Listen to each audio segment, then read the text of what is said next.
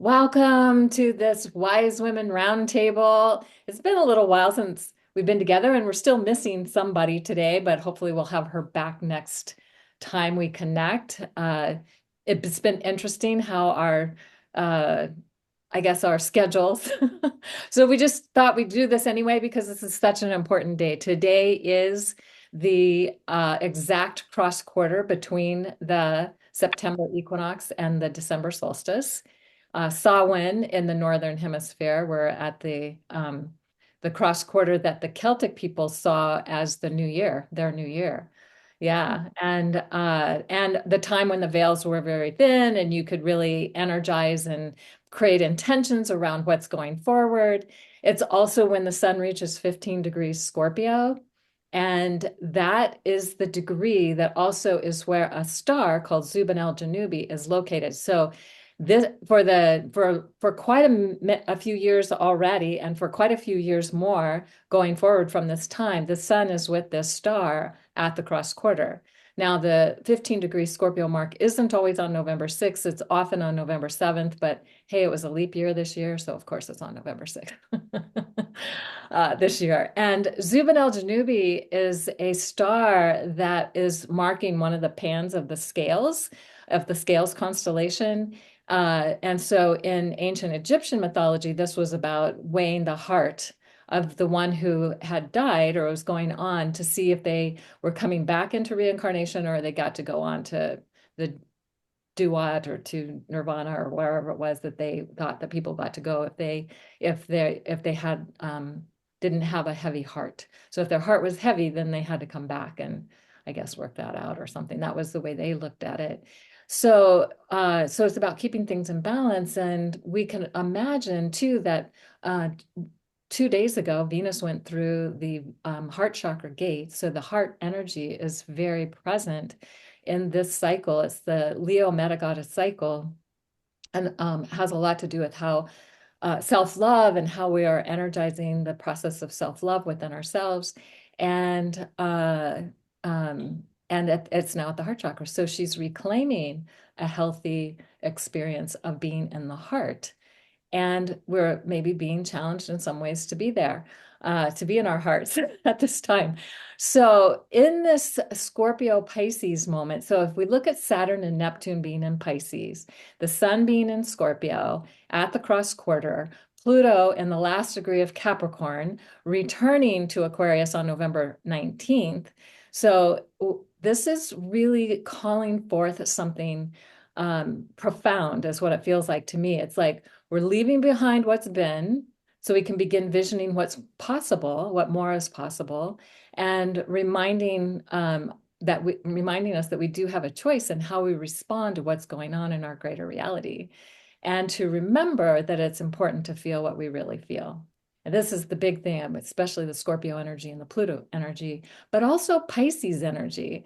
And so with having Saturn and Neptune, they're going to go into Aries next year, then they're going to come back into Pisces, but so they're going to do a little dance back and forth between the two. But right now, they're very much in that realm. And Pisces is very much also about feeling the grief. I think it was Rumi who said something about, I saw grief pouring cups of sorrow, and I said, it tastes sweet, doesn't it? And then grief said, you've gone and ruined my enterprise by knowing the secret. That's the secret, or something like that. That feeling grief is really important part of our journey in the human experience. So we may be feeling affected by recent world events. There's been hurricanes and tornadoes and floods and droughts and politics and wars and death of a way of life, or maybe a person we love, or whatever has been going on for us. If those things are your feeling, it is time to feel them, to feel how important it is to feel the grief and the disappointment and the frustration and the rage, and how we often suppress our emotions, and like we try to move on, or we try not to feel what we're feeling. So what we want to give ourselves permission to do is to feel our feelings right now, not toward anyone. It's not like go and rage on somebody, be angry or pick a fight or something like that because you're angry, but find ways to give it to the earth, or to cry or scream or wail or beat on pillows or throw rocks or shake your body. There's a whole book that was written by a man named Bradford Keeney and called Shaking Medicine. And he was had the opportunity to be with cultures that knew how to use shaking as a way to move feelings out of the body. And that when it's kind of like trauma release also process. So if we're allowing ourselves to feel what we really feel, whatever the current grief or rage or devastation or guilt or what other painful emotions we might have that we haven't maybe even allowed ourselves to feel in the past, but now maybe something's triggering that to feel that, and then we can feel all the other ones as well. And grief, I think, is one of the big things that's coming up for me. And somebody just said to me that they wanted to go and start processing through the stages of grief. Grief is universal. Everybody has grief that they get to experience. It's not a linear process. It's not, it's not, doesn't follow a timeline or doesn't have a schedule. It's like grief is just what it may come back up for us at a different time. We may have thought we grieved it and we still have grief that's still there. And so this is really coming from Elizabeth Kubler-Ross's book, her On Death and Dying, and that there's different stages of grief that we can experience. And they might include denial. We can deny that we're grieving. We can be angry. We can be bargaining. We can be depressed or guilty, or then hopefully come to acceptance and finding the meaning of what it is that we've been going through. And then this can hopefully open our heart to something greater if we're going through that. Now, if you have this as a practice, good for you. I think this is something that I have had at times and I'm coming back to now because I feel like it's really important.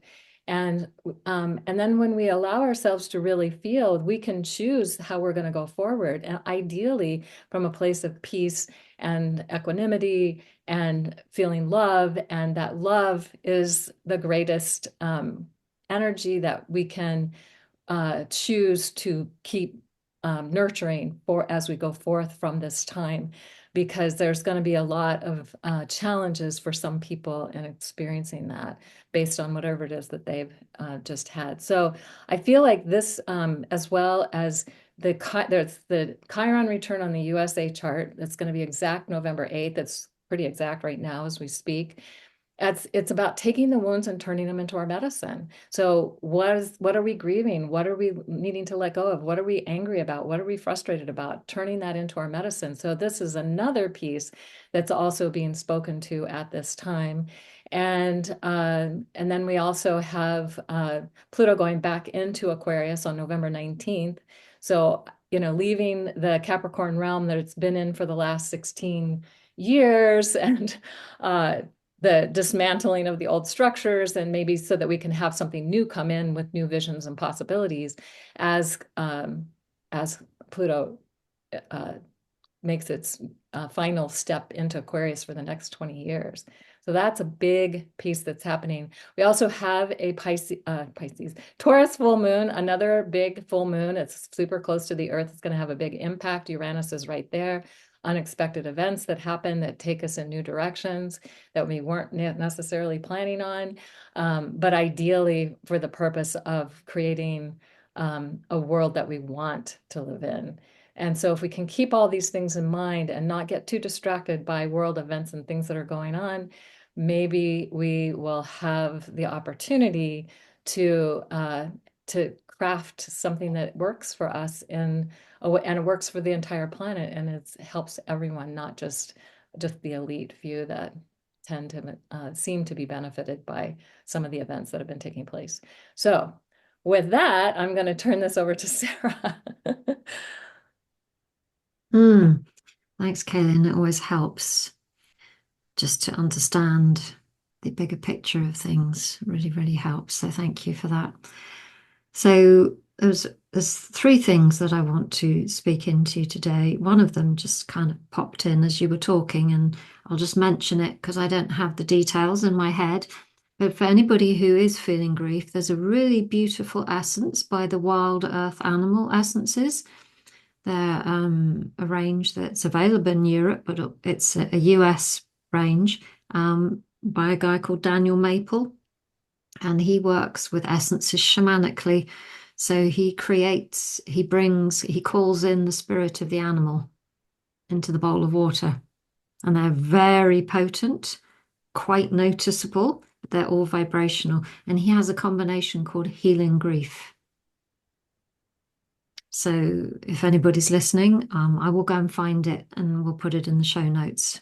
It's really, we feature the range in our flower essence diploma. I love them. Years ago when I first met them, and this is years ago, over 20 years ago, I remember seeing the range in a Mind, Body, Spirit show in London and thinking, oh, they're interesting, and just kind of like saying they're interesting. And now I'm kind of thinking they are so a range of these times. So, just bringing in the wisdom of the animals and how they can help us. So that was the first thing that I just wanted to mention. Um, you were talking about heavy hearts or not. You were mentioning it in one of the, is it, laws of the planets. And last week I was facilitating a how to create your own alchemical essence experience all week long, and we made some fabulous essences together. Everybody doing it on their own. And the one that I made, one morning I woke up and I knew that I had to walk down the end of the lane, and it wasn't. It's not very far, but it wasn't like the most practical thing on earth for me because of the day I had. And so I went down there anyway, and I knew I was, you know, wanting to create an essence. And I got about halfway and I thought, oh, I think I might turn around. And it was like, no, you have to go down the end of the lane. And when you go down the end of the lanes here, there's nothing down the lanes. It's just like, it wasn't that I was going to meet somebody. I got down there and it's a kind of dead end that looks onto the estuary. And all of a sudden, I turned and I saw a whole load of borage that was growing in the vines. And as I looked at it, I started to feel quite emotional, when you get teary, but it's good tears. And so I ended up creating essence with borage. But the reason I mention that is because borage is to lighten the heart. Works because, yeah, for grief, whatever it is, I can certainly feel into that one for my own self, from life experiences. It feels quite heavy in me sometimes, all of that energy. And I've now taken it a few times and it definitely, I can feel the kind of uprising energy. So again, borage is a lovely essence, I think, if anybody resonates with that heavy heart piece that you mentioned, which kind of then sort of helps me speak about what wanted to be spoken about today with everything that's going on all levels, many of them water related as well, is the power of water. Now, I guess I work with water quite a lot in my essence work. And last week, while we were creating essences, I was guided to speak into the work done by a couple of people who've done some amazing work with water. The first one is, you may have heard of, I don't know, Kaylin and Nelly, you know of Masaru Emoto? Do you know of his work, the Japanese scientist? He's in spirit now. He did a lot of work with putting what the very basic experiments were. He was a scientist. He would take a bottle of water and then write a label, so things like love and hate and grief and joy, and he would stick that to the bottle, freeze it, and then look at the crystals. And if you just look up, anybody watching, if you haven't heard of Emoto, it's Emoto, and all the different work they did, praying over water and then photographing the crystal up, and then freezing the water and photographing them. And then the same with, water that comes out of our taps, looking at the crystals that are formed. It's like really interesting. And that now there's a lady called Veda Austin Veda, and Austin, as normally spelt. And she's a lady from New Zealand, a younger lady who seems to be kind of like not taking over, but like riding the wave of what he did. And she's doing some extraordinary work. And I'd really encourage people to go and look at her work, whereby she places petri dishes in certain environments intentionally, which is part of the process, and then freezes them really quickly and then looks at them and there's a pattern on them. It's extraordinary how memory holds its water. So, with that, I think it's just really good for us all. I've been really sitting with this myself. Is like, how do we speak to ourselves? How do we hold ourselves with anything and everything that's going on at all times, not just now? Like, if I'm angry, and if I'm not aware that I'm angry, or if I'm not slowing down enough to notice that I'm angry, what am I imprinting into my own water? Because we are just like a big essence all the time. How we speak and how we feel is just totally informing that extraordinary percentage of water in our bodies. So, yeah, just really paying attention as best we ever can as humans walking this world to be very mindful of how we speak to ourselves. And I know we know that anyway, but when you bring this new science into it, it really brings it home as to how we might be changing, vibrationally changing, lowering or hiring. Is that a word? Hiring? Up or down, whatever the word is. Um, and how we can shift that through intention. So, Nalini, I hand it to you. Thank you, Sarah. Yes, the waves are quite impressive at the moment on the planet. I have heard them likened unto tides instead of waves. It's as though we have seas on the move. And this is happening within us, within all of us. Um, Today's sound alignment being Celtic New Year always speaks to me and brings up images in nature of oak, which tends to be the guardian of high summer, but also the roots delve down into the planet and connect with the root systems of the entire planet. And it's interesting because there's a very nurturing, nourishing aspect to these cross quarters, even though technically speaking, this is a fire alignment and is celebrated that way. There is the water element that supports that, that quickens it, and that comes from that deep, deep rooting. And there's a symbol in the Celtic lands, in Ireland in particular, the Dara root. There's a knot, and it's meant to resemble the roots of the oak tree, and it has 4 quadrants, which has been one of the things I have felt for the last 2 years or so that we've been doing this, where because it has 4 quadrants, that element of 4 stabilizes wisdom. It stabilizes a flow of wisdom and unifies it.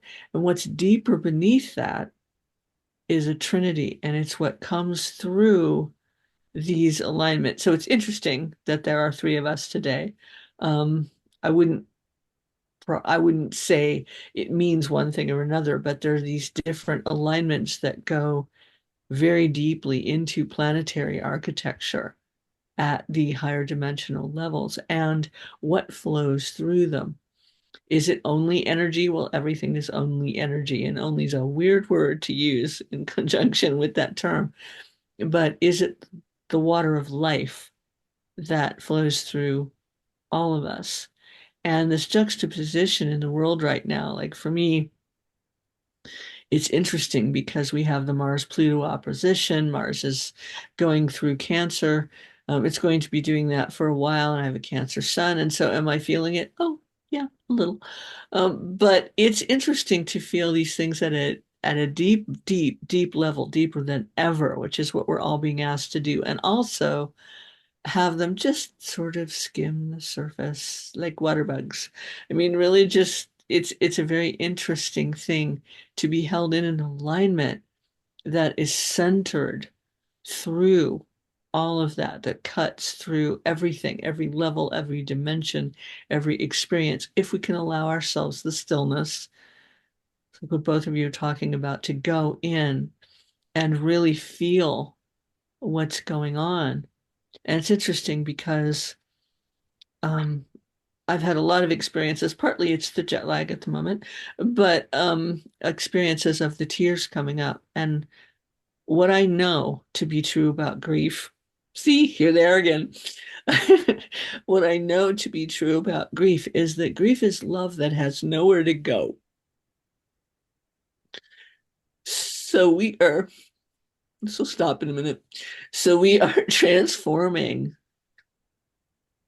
stuck love, and it's a weird way to put it, but love that has been jammed, stuck, crystallized into maybe not so great patterns in the flow of things, and now has to break free. But it doesn't really have to break free if we let it soften, let it be nurtured and nourished and supported and felt. I mean, how many times have we begun to express tears of joy in our life and they feel like grief and we can't really tell the difference?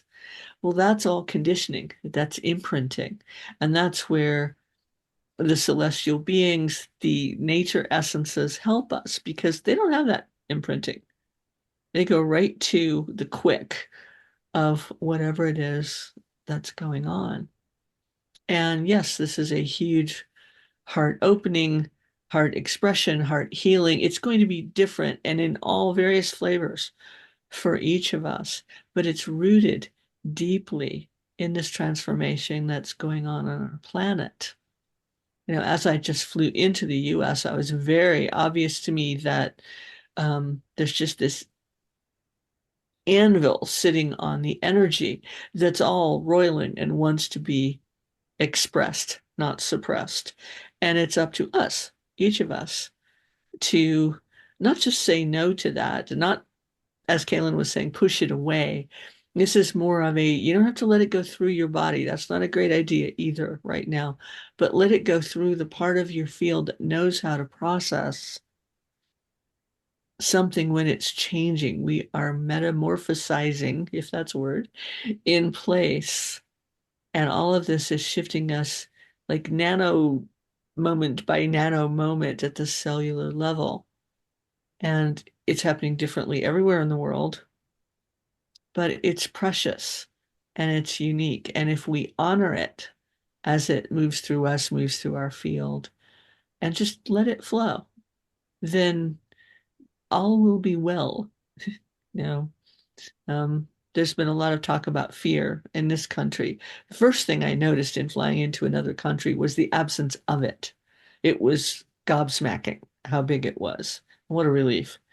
What I noticed, remembered coming back in, is we have that acronym that sort of makes it more palatable. Fear is false evidence appearing real.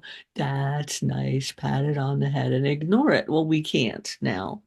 And the other one is forgetting that everything is all right. And it's not that the pain or the stuff that's coming unstuck was ever okay, but it was. It just was. And it doesn't have to be now. And so letting that be repurposed, letting that energy be shifted by source, by the spirit that we are, and letting go into we know not what at this point. And that, honestly, to me, just feels exciting and wonderful. And letting the rest of it move and letting it go, well, maybe that doesn't feel great all the time. I've certainly been having adventures with jet lag, but it's just what is at the moment. It doesn't have to be anything other than that. And so letting the flow, the water, the cosmic currents, the cosmic alignments, letting the flow help us, support us, accept what's going on and move with it and through it, then we are these tides. And as they move, so do we. And we will be the realignment because we are part of it. not because we're out carrying flags or torches or weapons of any kind, but just because we have become part of what's shifting. So thank you, both of you, for today. And thank you, everyone that may have shown up to listen to this. This is a very special moment in what we call time, what the rest of the everything calls a really entertaining video game. I love this. I love what you both have said so much. And I just imagine that it's going to be so helpful to everyone. And be sure to check out the show notes for a link um, from Sarah on the essences. And then if Nalini, if you have anything, send that to me and I'll put it in the show notes, make sure it gets in the show notes as well. And then if you want to know more about the Chiron return, about the cross quarter time, about Pluto in Aquarius, I'll put links to videos about that, the short videos about that, that will give you more information about that as well. So you can follow up on this. But the main thing, and I love what you just said, Nalini, about accepting what is. It's like if we can accept what is and be with it and not resist it and not try to make it go away, just be with it and allow it to be what it is, then that can change everything so much more quickly. And so, I guess it's a mantra that I've had for many years, accept what is and trust the universe. So it's like, so if we can just remind ourselves of that, to be with that and to be with what's happening, that could be so good. So thank you, everyone. And we'll see you again, hopefully next month. Bye.